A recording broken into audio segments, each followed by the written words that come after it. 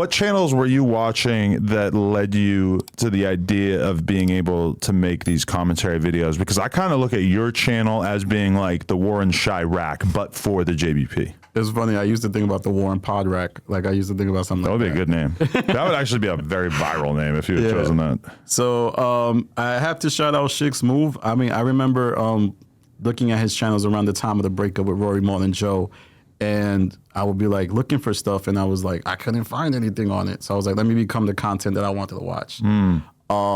And he obviously Academics was someone who I thought was on the forefront, except he was doing like stuff that I didn't feel comfortable talking about. Like I don't feel comfortable talking about gang wars and stuff like that, just because like I live in the city and I definitely have seen that. But that is what made me pivot to that, and I felt like I know this podcast in and out. I was on the Reddit pages, and the Reddit, me commenting on the Reddit, the Joe Budden Reddit, I used to get these crazy upvotes, and I was like, maybe this could be a YouTube channel, because this is like a metric that might transfer to YouTube. So I do a video, and it gets a bunch of views, and I was like, okay, let me keep going. And eventually we get to here.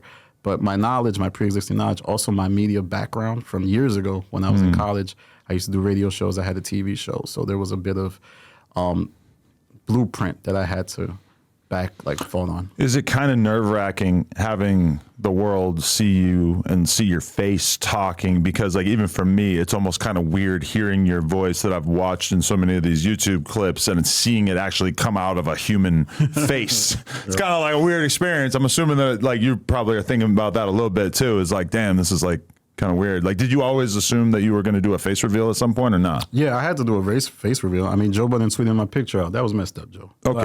But, yeah. I want to know about that too. But okay, what's your thought process on that? Are you nervous about this at all? About this interview? Yeah. No. I think at some point you got to do a face reveal, and that's how you get to the next level. I saw Act do that with Everyday Struggle. Not that this is akin to Everyday Struggle. It's just one interview.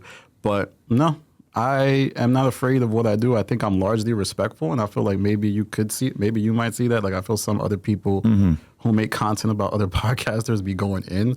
I try to keep it respectful. So. Oh, I agree. There's a big fucking spectrum from like totally sick freak version narrative creating, spinning content creators to people who are more reasonable. And one thing that I kind of hate is that there are certain channels, primarily in the comedy commentary genre, which I think you would agree is kind of like more developed than the hip hop commentary drama thing. Because I feel like in that comedy space, there's been channels that I subscribed to because I liked a video or two that I saw dissecting a show like Flagrant. And then as time goes by, it starts to feel like they are thirsty enough for views and money that they start twisting up their narratives and being willing to like create narratives out of thin air and kind of like, you know, exploitatively exaggerate encounters between hosts and stuff. Do you ever feel yourself a little bit tempted to do that sort of thing? Well, to be frank, people have accused me of doing the same thing. So, I can say, like, I've spoken with members of the show, Imani, Joe, on Twitter Spaces all the time, and they accuse me of that. But I can say, and maybe those guys that you're referencing probably think the same thing. Like, I don't feel like I'm creating a narrative. I feel like I'm actually representing what the show is what's happening on the show. So what narratives do they feel like you've pushed unfairly? Ice being bad. Like they say, I bring up Ice like too much. Like they say, I bash him too much. The old cast being better than the new cast, they feel like that's a narrative that I've heavily invested in. Those are the two ones that I feel there's big pushback on. Those feel like such tame takes that so many of the fans agree with that it's hard for me to imagine them really getting offended by that, especially in comparison to some of the narratives that I see channels pushing about me and other hosts on this channel. Those seems pretty tame. Yeah. I tell them that. I tell them like, hey, man, I really do keep y'all in mind sometimes, but I'm going to say what I want to say, and I truly believe. You know how when you believe something and you feel like it's fact, that's why I may sound like disrespectful, because I know what I believe is true to me. Like, I believe it. I truly believe Ice is not the best podcaster, even though he's a good person.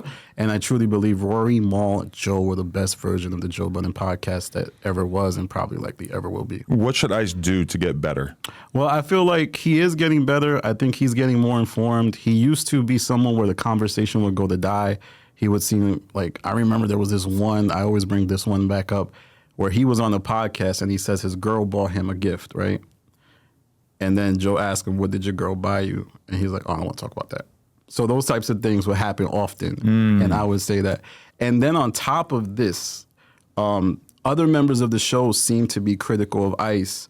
Like Imani saying that, you know, on Twitter, ICE was a different way. I don't know if you remember ICE from the Twitter days. He was very edgy, right? Very edgy. Yeah. I thought he was like somebody really famous because he was on my timeline all the time.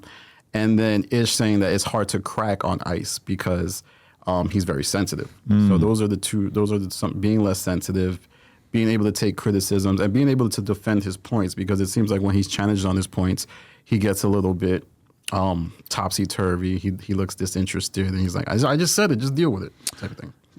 To what extent do you think that like actual intelligence matters in this sort of thing, as opposed to like, I feel like what you're describing right there is almost like tactical things, social graces. There's somebody in the No Jumper verse who's gotten a lot of criticism recently for poor podcasting. And when I thought about like what I would recommend that they do, I almost feel like they should go get their GED or like go to college. Like you just need to like do something to stimulate your brain and make it work better. Yeah, adding more experiences. And I think that's what my criticism was of ICE, is that he proudly flaunted how he didn't listen to podcasts. So I think listening to different podcasts, different podcast styles is also very intuitive. Like it creates an intuitiveness amongst you.